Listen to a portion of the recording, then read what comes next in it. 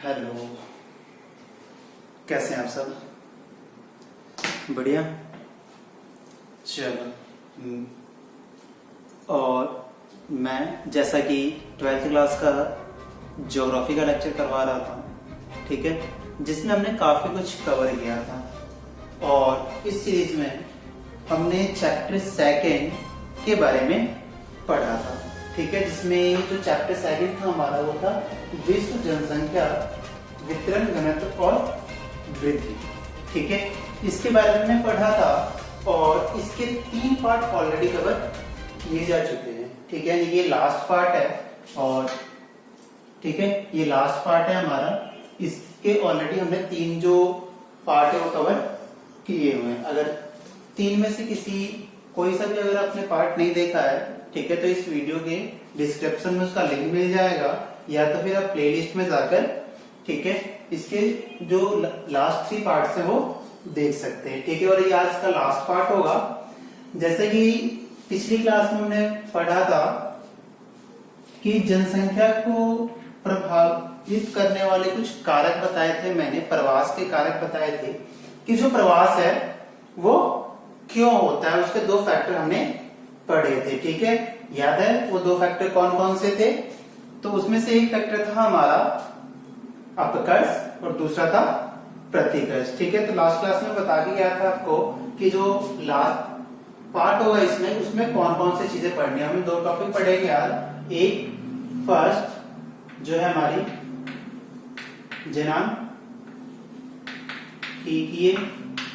जनांकीय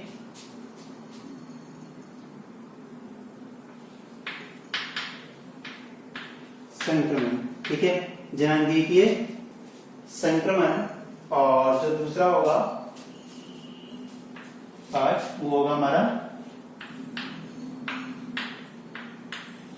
जनसंख्या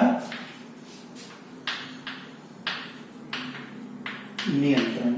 ठीक है, ये 2 टॉपिक रहेंगे आज के हमारे, जनांगीय संक्रमण और जनसंख्या नियंत्रण। ठीक है, देखो एक इंपॉर्टेंट पार्ट है ये हमारा। ठीक है, और इससे रिलेट कई बार एग्जाम में क्वेश्चन आया हुआ है। ठीक है, तो इसलिए भी बहुत ही इंपॉर्टेंट पार्ट है कि ये है क्या। देखो ये जनांगीय संक्रमण के बारे में बताया जा रहा है। जनांगीय संक्रमण, संक्रमण का मतलब सबको पता है, संक्रमण क्या होता है।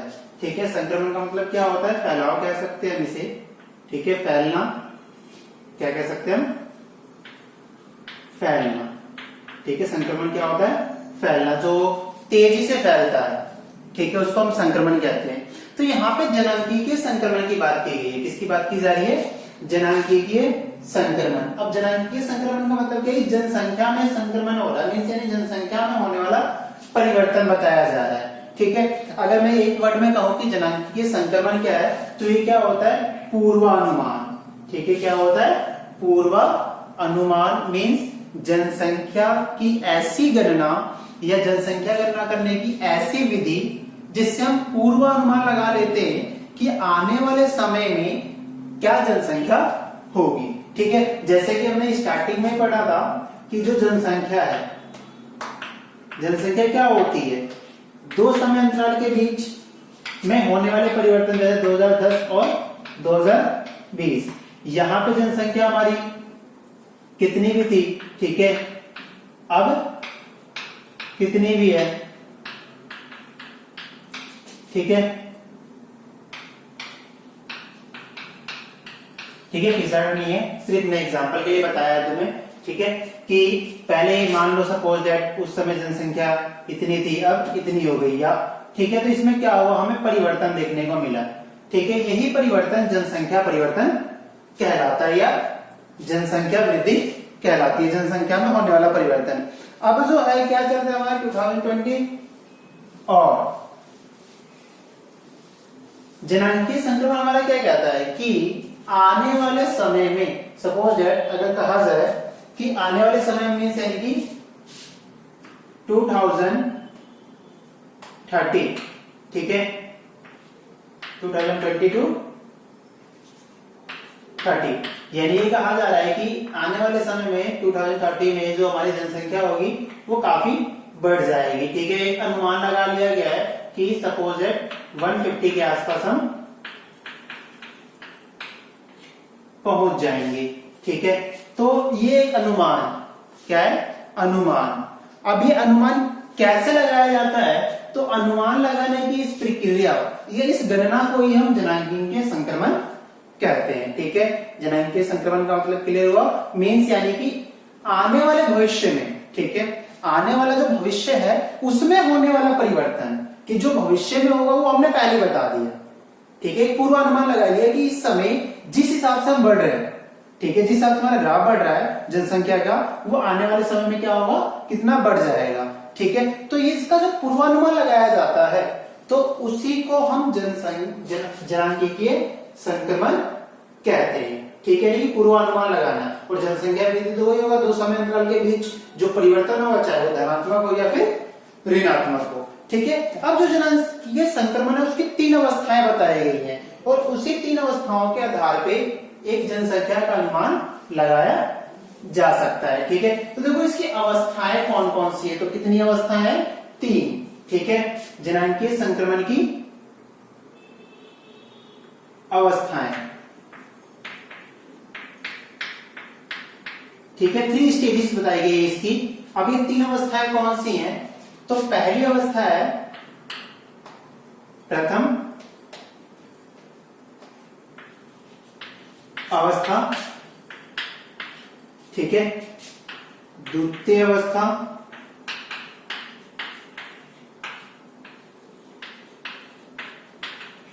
और फिर आता है हमारा तीसरा तृतीय अवस्था।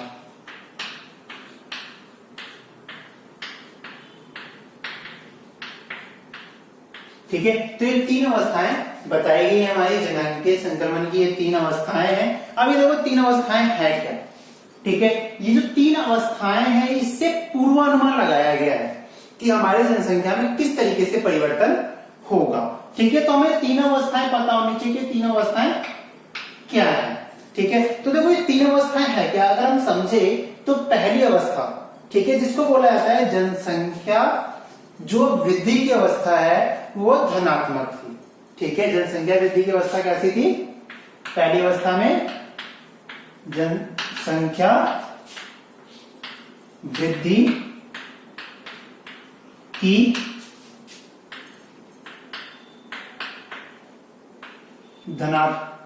धनात्मक अवस्था कह सकते हो या स्थायी वृद्धि दर कह सकते हो। ठीक है, क्या कह सकते हो, स्थायी, ज्यादा बेटर होगा, जनसंख्या वृद्धि की स्थायी अवस्था।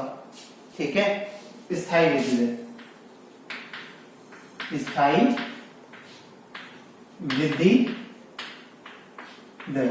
ठीक है, यानी जनसंख्या वृद्धि की जो स्थायी वृद्धि दर है, यानी जनसंख्या वृद्धि की स्थायी वृद्धि अवस्था। ठीक है, वृद्धि अवस्था। अब देखो ये है क्या, इसमें बोला जा रहा है कि जनसंख्या वृद्धि की स्थायी अवस्था, स्थायी का मतलब है कि यानी कि धीरे धीरे बढ़ रही है, यानी कि क्या है, यहाँ पे जनसंख्या वृद्धि का जो मेन फैक्टर है वो हमारा किससे होता है, एक जन्म दर और दूसरा होता है मृत्यु। ठीक है, जन्म दर और मृत्यु दर। अब देखो यहाँ पे चेंज क्या है, ठीक है, जन्म दर और मृत्यु दर में, यानी पहली जो स्टेज थी, फर्स्ट स्टेज जो थी, उसमें जनसंख्या वृद्धि तो हुई लेकिन तेजी से नहीं। ठीक है, वो क्यों, तो उसके पीछे रीजन ये था कि पहली अवस्था में जन्म दर जो था ये हाई थी, क्या थी, ये हाई थी, यानी कि तेज गति से थी। सेम मृत्यु दर भी क्या थी, हाई थी। ठीक है, यानी कि मृत्यु दर भी उच्च थी और जन्म दर भी उच्च थी।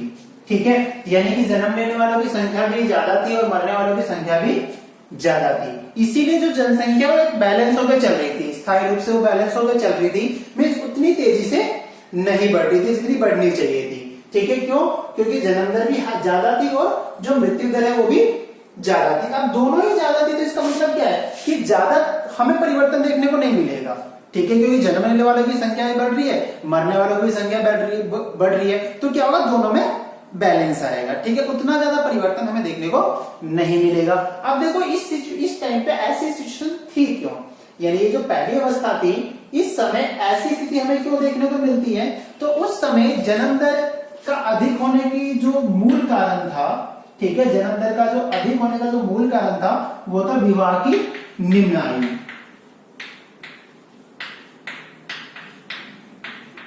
विवाह की निम्न आयु, ठीक है, उस समय जो विवाह की आयु होती थी निम्न होती थी, ठीक है, जल्दी शादी कर दी जाती थी, इसी वजह से जो जन्म दर है वो हमें ज्यादा देखने को मिलती थी, ठीक है। दूसरा, मृत्यु दर ज्यादा क्यों थी? तो मृत्यु दर ज्यादा इसलिए थी क्योंकि उस समय हमारे पास स्वास्थ्य सुविधाओं का अभाव था, ठीक है। देखो यहाँ पे हमें बताया गया है कि जो जन्म दर और मृत्यु दर है उसमें हमें चेंजेस कैसे देखने को मिलते हैं। तो जनसंख्या वृद्धि की जो स्थायी वृद्धि है वो कैसे होती थी? जन्म दर उच्च थी, मृत्यु दर भी उच्च थी। जन्म दर उच्च होने का कारण क्या था कि विवाह की निम्न आयु यानी शादी पहले कर दी जाती थी। और मृत्यु दर ज्यादा क्यों होती थी? क्योंकि स्वास्थ्य सुविधाओं का अभाव था, यानी प्रॉपर तरीके से ट्रीटमेंट नहीं होता था। क्यों? क्योंकि लोग जागरूक नहीं थे, समाज जागरूक नहीं था, शिक्षित नहीं था, जिस वजह से मृत्यु दर भी ज्यादा देखने को मिलती थी। और जनसंख्या क्या है वो धीरे धीरे बढ़ रही थी। अब क्या हुआ, इसमें थोड़ा चेंज आया, कहां पे? द्वितीय अवस्था में, ठीक है, ध्यान देना क्या चेंज आया। ये जो सेकंड अवस्था है इसमें थोड़ा सा इससे परिवर्तन आया। अब देखो परिवर्तन क्या आया दूसरी अवस्था में, ठीक है, ये तो थी पहली अवस्था, अब देखो दूसरी अवस्था की बात करते हैं। दूसरी अवस्थाएं क्या है?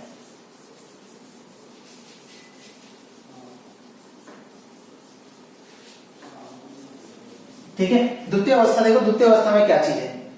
जो द्वितीय अवस्था की बात करते हैं इसको बोलते हैं जनसंख्या विस्फोट का समय। जनसंख्या विस्फोट, ठीक है, इसको क्या बोलते हैं हम? जनसंख्या विस्फोट का काल कह सकते हैं या समय कह सकते हैं, ठीक है। यानी जो सेकंड स्टेज थी वो कैसी स्टेज थी? जनसंख्या विस्फोट की स्टेज थी। यानी कि इस समय जो पॉपुलेशन है वो काफी तेजी से ग्रो करती है। अब उसके पीछे एक रीजन क्या था कि काफी ज्यादा तेजी से ग्रो करे। तो देखो हमने 3 कारण पढ़े थे जनसंख्या वृद्धि में जो सबसे इंपॉर्टेंट होते हैं, एक प्रवास, जन्म दर और मृत्यु दर, ठीक है। अब यहाँ पे देखो जनसंख्या विस्फोट का कारण क्या होगा? जनसंख्या विस्फोट का कारण इस समय का माना जाता है, ठीक है, कि क्यों हुआ जनसंख्या विस्फोट यहाँ पे? तो इसके पीछे बताया जाता है कि जो जन्म दर है, जन्म दर का उच्च होना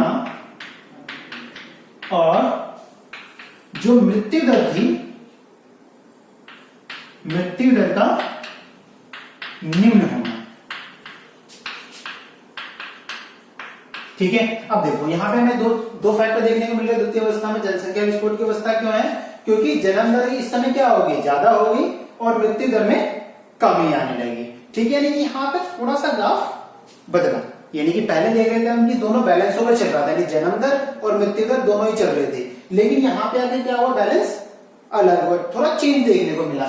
यहाँ पे जन्म दर तो ऐसी हाई बनी रही, लेकिन मृत्यु दर जो है उसमें थोड़ी कमी देखने को मिली, वो निम्न हो गई। निम्न होगी मीन्स उसमें थोड़ा कमी आई। कमी क्यों आई? तो अभी हमने पढ़ा था कि मृत्यु दर अधिक क्यों थी? क्योंकि स्वास्थ्य सुविधाओं का अभाव था। अब मृत्यु दर में कमी क्यों हो गई?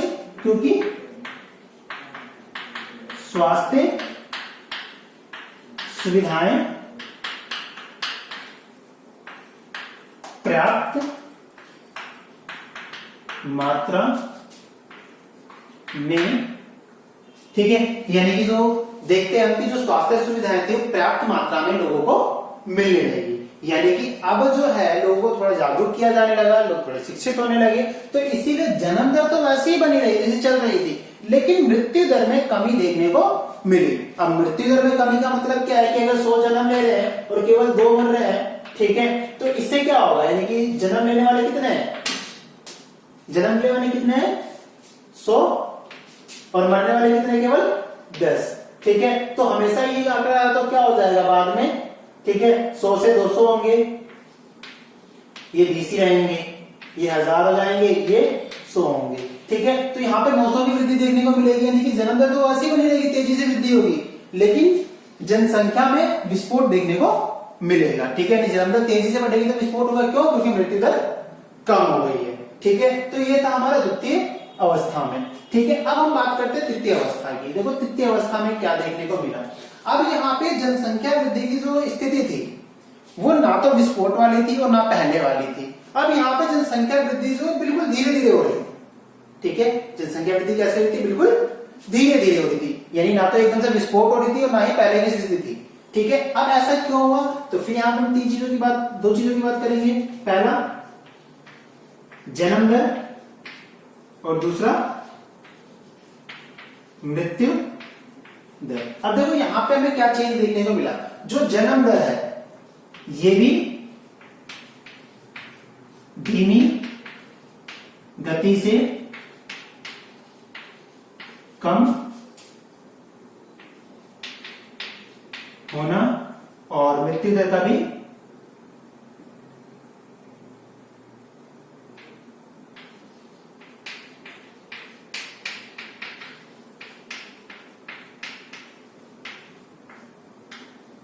या तो हम सिंपल बोल सकते हैं इसको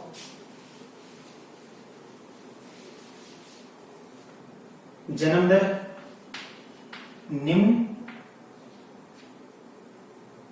स्तर और सेम मृत्यु दर का भी निम्न स्तर।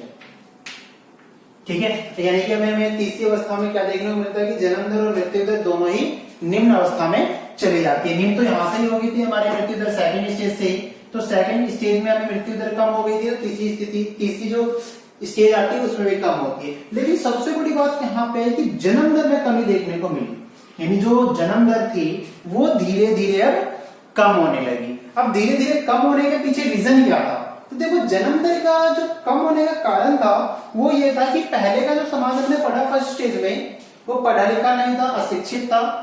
ठीक है, वहां पे शादी की उम्र जो है वो जल्दी हो जाया करती थी। लेकिन यहाँ पे जन्म दर में कमी आने का जो मेन रीजन था वो यही था, विवाह की आयु का बढ़ना, विवाह की आयु का बढ़ना। ठीक है, यानी कि जो विवाह की आयु थी वो बढ़ी, शिक्षित व जागरूक समाज। ठीक है, यानी कि हमें यहाँ पे देखने को मिलता है कि जो जन्म दर है उसका निम्न होने के पीछे रीजन क्या था कि जो विवाह की आयु थी, शादी की एज जो थी वो क्या हो गई, अब बढ़ गई। ठीक है, पहले जहां 14 से 15 वर्ष में शादी हो जाया करती थी और 25 से 30 वर्ष में आते आते उनके 3-4 बच्चे हो जाते थे। ठीक है, लेकिन अब जो शादी की एज क्या होगी 25 to 30, तो इससे हमें इसमें परिवर्तन देखने को मिला। जो जन्म दर है उसमें हमें कमी देखने को मिली। ठीक है, इससे जो जनसंख्या है वो धीरे धीरे बढ़ी। ठीक है, तेजी गति से नहीं, धीरे धीरे कम होनी शुरू नहीं। कम होने का मतलब है कि वृद्धि दर कम हुई। ठीक है, लेकिन जनसंख्या धीरे धीरे बढ़ती रही। ये हमें इन तीन अवस्थाओं में देखने को मिलता है और इसी को हम बोलते हैं जनांगीय संक्रमण। और इसी के बिहार पे हम ये पूर्वानुमान लगाते हैं कि आने वाले समय में जो जनसंख्या होगी अगर ऐसी ही चली तो किस तरीके की स्थिति देखने को मिलेगी। ठीक है, तो ये था हमारा कॉन्सेप्ट जनसंख्या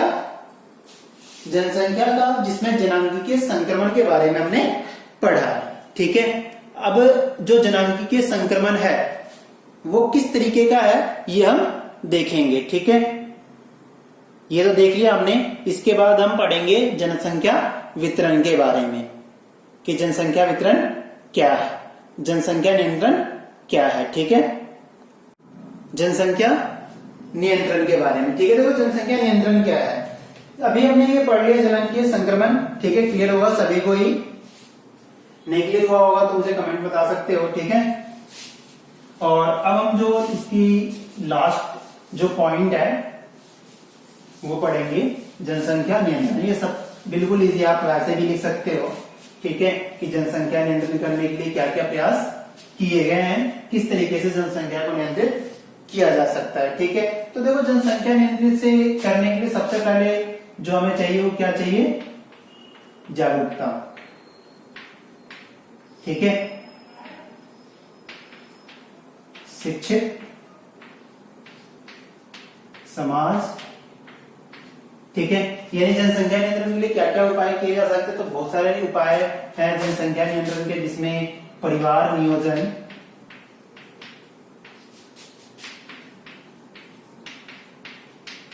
ठीक है, और नसबंदी, ठीक है, ये काफी इंपॉर्टेंट फैक्टर है, ठीक है, जिसके माध्यम से हम जनसंख्या को कंट्रोल कर सकते हैं, ठीक है। परिवार नियोजन, इसके लिए जो सरकारें हैं उसके द्वारा जागरूकता अभियान चलाया जाता है ताकि जनसंख्या को नियंत्रित किया जा सके। अब देखो जनसंख्या नियंत्रण की जरूरत क्यों पड़ी, सबसे इंपॉर्टेंट क्वेश्चन यही होता है कि आखिर हमें जनसंख्या को नियंत्रित करने की जरूरत क्यों महसूस की गई।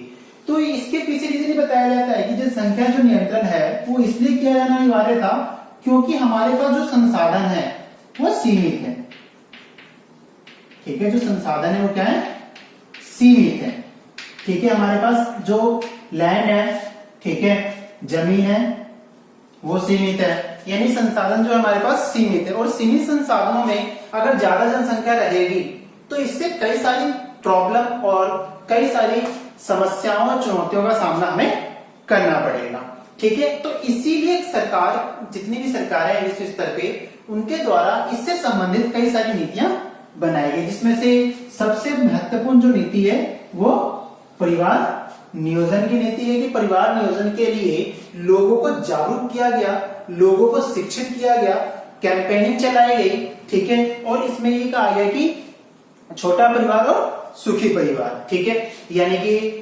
जितनी छोटी फैमिली होगी उतनी ज्यादा हैप्पीनेस देखने को मिलेगी। तो इस कॉन्सेप्ट को लेकर सरकारों द्वारा विश्व स्तर पर कई सारी जो अभियान है वो चलाए गए ताकि जनसंख्या नियंत्रण किया जा सके। इसके साथ ही साथ जनसंख्या नियंत्रण कानून भी बनाया गया, ठीक है। क्या बनाया गया, जनसंख्या नियंत्रण